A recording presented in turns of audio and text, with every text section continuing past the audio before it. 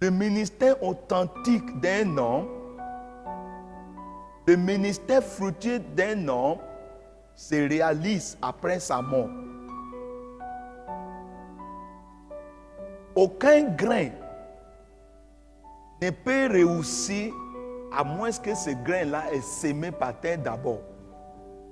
Vous allez regarder que le succès de chaque grain qui est semé, c'est que ce grain-là meurt pour porter les fruits. Chaque grain ou chaque sémence qui n'est pas passée par la mort ne peut pas porter les fruits. Si vous avez des ignames dans vos mains et que vous voulez que cet igname-là puisse devenir beaucoup, qu'est-ce que vous faites à cet igname-là? Qu'est-ce que vous faites à cet igname? Vous plantez.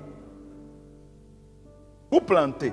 Et si vous avez été un cultivateur, ou bien vous avez expérimenté les villages comme moi, mon père est un cultivateur, j'ai remarqué qu'à chaque moment de moisson, il a toujours sélectionné des bonnes semences. Les semences les plus meilleures, il les réserve pour être semées. Les autres, on peut manger jusqu'à où on veut manger, mais les bonnes semences, il a toujours sélectionné ça pour planter. On n'a pas compris ça. On dit pourquoi on ne mange pas, ça dit ça là, on ne mange pas. On réserve ça pour être planté. C'est l'implication de ce que Christ a fait et nous a associés pour ça. Pourquoi la révélation de la mort de Christ, la révélation des serpents qui est pendu au bois est pertinente pour nous? Sans expérimenter la mort avec Christ, nous ne pouvons jamais porter les fruits. Jésus lui-même a vu qu'il fait des miracles, mais il n'a pas porté fruit. Est-ce que vous savez que la plupart des gens que Jésus a guéris n'ont pas été convertis? N'ont pas été même disciples.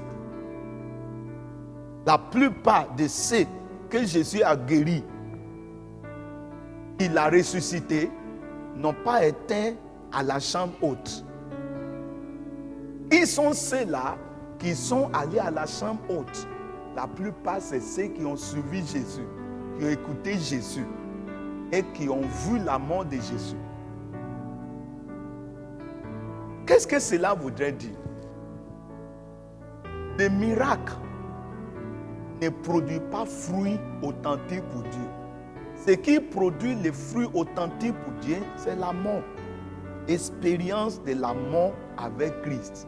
C'est pour ça, dans votre ministère, ne vous contentez pas de prier pour les gens pour recevoir guérison. Priez pour eux pour obtenir la révélation de la croix de Christ. Qui voient les anciens vies morts, qui voient les nouvelles vies ressuscitées avec Christ. C'est ça là qui va les faire demeurer bons chrétiens solides pour aller au ciel. Vous m'attendez ce matin? Regardez ce que Jésus dit là.